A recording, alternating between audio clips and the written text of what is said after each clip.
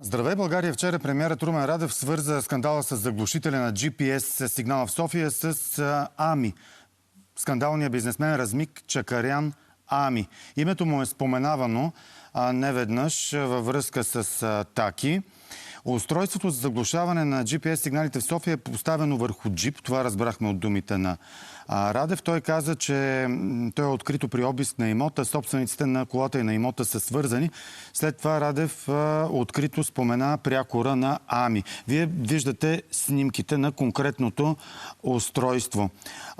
Само да припомня, че Таки е разследван преди около 15 години като главатар на престъпна група за разпространение на наркотици, но след това обвинението пада и отива в небитието. В последните години в различни журналистически разследвания името на Таки се свързваше усилено с Делян Пеевски, с обществени поръчки в инфраструктурата. Ами и Таки ги свързват и с контрола, надявам се да е в минало време, на граничен пункт Капитан Андреево, частната, държавна иначе, граница. Вчера Радев каза, има един безспорен факт. До неотдавна полиция и служби пазеха тези хора. Ще станат ясни техните имена. Правосъдието работеше в техен интерес. Днес държавният чадър пада. Представите ли си по времето на Пеевски и Борисов да влязат в имението на Ами? Попита Радев. Ние за политическите следствия от тези думи, от тази акция, тепърва ще говорим, да видим дали ще има и разследвания. Иначе на тази карта през Google Maps видяхте как отгоре изглежда въпросния ресторант Келари, свързван с Ами. Няколкото сгради наоколо твърди се, че една от тях е свързана с ресторанта през тайни тунели и коридори. Оттам точно изчезна и избяга преди няколко години, получавайки информация вътре от картица, че ще го арестуват Петю Петров Еврото. Но това е друга тема. Сега малко по техническите детайли ще влезем в конкретика, заедно с инженер Павел Петров, производител на радари. Той е част от Международната асоциация за борба с дронове. Здравейте и добро утро! Здравейте, добро утро! Видяхме снимките на конкретното устройство, видяхте ги и вие. Какво разбирате, наблюдавайки това съоръжение? Колко струва? Какви възможности има то? Кой може да го притежава? Бидейки само по снимките, мога да кажа, че това е специализирано направено за автомобила. Както виждате, антените на покрива са специално направени, за да не се забелязват лесно. Не бих казал, че нещо като гледам отзаде хардуера, който е в багажника, има нещо по-специфично от стандартни заглушителни апаратури, които имал съм известна работа и не виждам нещо по-специално. Единственото нещо, което ми направи впечатление, повече освен антените на автомобила, беше, че отзаде има скачени кабели, т.е. не мисля, че това е пълното оборудване, мисля, че нещо липсва, което сега не знам как е изчезнало и не се намира в колата. Само ми обяснете, аз нещо явно фундаментално не съм разбрал от самото начало. Когато е в джипа, по начина по който го виждаме на снимката, то може да заглушава сигнала с цел обекти, движещи се в или в близост до джипа, да не бъдат засичени, да не бъдат подслушвани, да не бъдат проследявани. Или то може да е на много голямо разстояние от защитавания обект. Да речем, аз да съм в единия край на София, но включвайки това устройство, да контролирам ситуация на много голямо разстояние от въпросното устройство. Това, което виждам, не бих казал, че на много голямо разстояние би могло да прави заглушаване на съответни честоти, за които то е предназначено. Бидейки, че е на кола и за това, че антените са така прикрити, бих казал, че това е било за когато се прави кортеж или когато колата се е в движение, за да може да се ограничават различни честоти. Сега, тоест движат се три коли. Този, който трябва да бъде пазен от всяко проследяване, си се вози царски, а тази кола специално се движи, с багажника и е заед, виждаме с цялото това устройство, само за да охранява ефира наоколо, така ли? Да, на първо време така ми изглежда на мен. Какви възможности има? Какво може да спира, да заглушава, да обърква?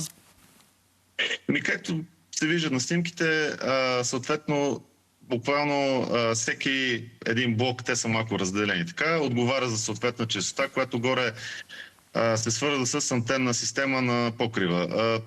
Трудно бих могъл да кажа точно кои са честотите, които нали, са заглушени, без така по-обстойно се разгледа. Но бих казал, че сравнително не е много сложна система, с така без електроника по нея, с всичко ръчно се прави. Както се вижда на снимката, има буквално един червен бутон за спиране, стартиране. И може би, когато се е движил кортеж или там автомобил, вече не знам точно как се била организацията, това се е пускал в цел телефони да бъдат най-вероятно заглушени или други такива за комуникация предимно.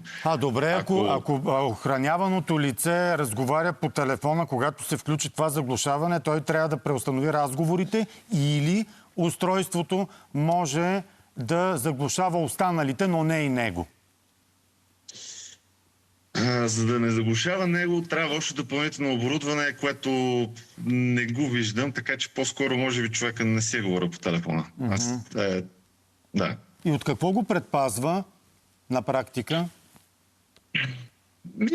Бих казал, че ако някой иска да активира нещо с радио по телефон, да се, нали, предполагам, тук спекулирам доста, но някакво взривно устройство или нещо друго, което да, как да кажа, когато има движение кортеж, да се активира, но, нали ви казвам, това не изглежда като пълната картинка от оборудването, а просто това е една част, която е останала, може би. Какво ви липсва? Какво ви се губи? Когато се погледне картинката, виждате едни висящи кабели, които допълнителни неща се връзват към тях. Какво? Това са високочастотните модули, които вече за съответните честоти, които искат да се заглушават, те ги генерират. Но аз по-скоро бих казал, че тук по-интересното и в двата случая, всички случаи, които в момента нашумяха, е, че нали, се използват такива способи, за да се предпазват и от дронове, нали, както беше споменато. Предпазва ли? И в случая... Да. Да, слушам ви. И това означава, че щом се използват такива способи, значи съответно има и такава опасност.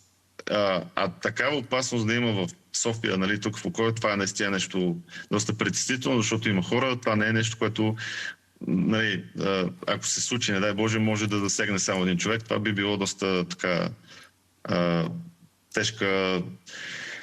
тежък случай, който би могъл да има и други последици за други хора, просто които са наблизо. Какво имате предвид? Че нали, дронове в случая, както беше споменато, които да са, както се вижда тези в Украйна, които могат да дойдат не само да снимат, но и да, нали, да нападнат някои експлозиви. Да. В случая с автомобила, ако някой е сложил взривно устройство, което иска да се активира и трябва да се спре с джама, за да може да се набере по телефон. Нали, такива сценарии, които, нали, звучат доста страшно. Да, не се пазят от, както се казва, от ансамбъла по художествена гимнастика, от нещо друго. Казахте, из двата случая, кой втори случай имате предвид? Това, което, нали, нашумя в момента в Драгалевци, където беше, колко си спомня, открит такова устройство и, нали, имаше хора, които са, така, бих казал, доста вещи, които коментираха, че това е по-скоро за борба с дронове. Като щом се заглушава GPS, който... Да. Всъщност дрон може да неутрализира, както и да спре сигнал, който да активира от разстояние детонатор. Така. Буквално да спре в този регион около автомобила някакъв балон, си представете, който вече не може нищо да се набере или да се, нали, да устройствата спрат да имат връзка с оператора. Още един въпрос. То постоянно ли стои включено и веднага ли се забелязва? Ето от РВД дежурните веднага ли им индикира на десетки километри от тях, ако това е включено в Драгалевци, или пък ако минават покрай летището, ако са го возили към летището въпросното лице, в кой момент пречи на навигацията на самолетите? Когато самолетите захождат за кацане, те си имат съответни коридори, които те трябва да следват. Нали, си имат няколко способа с апаратура, която работи на самия самолет и тя се извършва, как да кажа, пилот си управлява, тя извършва едно следене. Когато тази апаратура почне да губи сигнал и не се намира, нали, връзка с GPS-а, почва да дава аларм. Пилот е длъжен това да го докладва всеки път.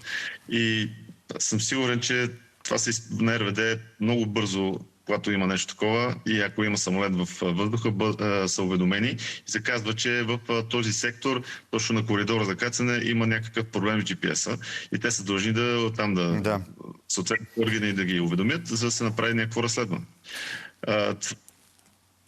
Това го бих казал, че нали, за някой, нали, не е толкова смутително, все пак има хора на полет, но това е тотално забранено и по никакъв начин не трябва да се случва. Особено за въздухоплаването. Колко струва това устройство според вас и може ли да се сглоби така? Самоделка ли е? Или изисква някаква... Това, което видях, не бих казал, че може би около... говоря чисто хардуерно, нали? Колко вече други аспекти не са ми ясни, но може би около 40-50 хиляди евро в този диапазон плюс-минус. Не изглежда нещо много високотехнологично. Може да се направи самоделка, това е гарантирано. Просто трябва човек с не много голям опит и съвсем малко познание по високи честоти. И също внос на модули от Китай, да кажем. Имате ли представа, как да кажа, нещо като запис на ефира над Софийското небе има ли? Т.е. назад във времето може ли да се провери в кои моменти е било включвано това устройство и после да се съпостави и свери с местоположението на определени хора? Да ви кажа, това е много добър въпрос, защото нали, по малко по-друг начин, но в моята работа ние се занимаваме точно с това. От една страна да се откриват, нали, в моя случай, дронове, от друга се прави анализ откъде са дошли, как са дошли и още по-важно също, защо, каква е била задачата. При наличието на съответна апаратура, това е напълно възможно да се направи анализ, да се проследи как се е движил от вас заглушение на картата на София. И вече, как да кажа, по-запознати хора от мен да си направят някакви изводи. Тоест съществува запис на какво се е случило над небето. Тези от РВД говоря специално служителите. Предполагам в моментите, в които са губили сигнал, това нещо в системите е налично и може да се отвори като архив. Да се види в този момент в ресторант Келари кои полицейски автомобили кого са пазили и дали при качване в определен кортеж имаме съвпадение по име, през име, фамилия, не само прякори. Значи, точно това, както го обяснихте в РВД, защото има точен час и минута на събитията, вече с, предполагам, други органи, които имат още информация, може да се направи тази връзка, нали, стига там да има обмен на данни. Много ви благодаря